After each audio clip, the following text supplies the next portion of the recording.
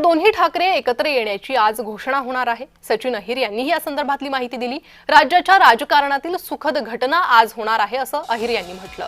महायुती खरंच आहे का जनतेला पडलेला हा प्रश्न असा सवाल त्यांनी उपस्थित केला। सचिन अहिर यांनी दोन्ही बंधू एकत्र येण्याच्या या घटनेवर वक्तव्य केलंय।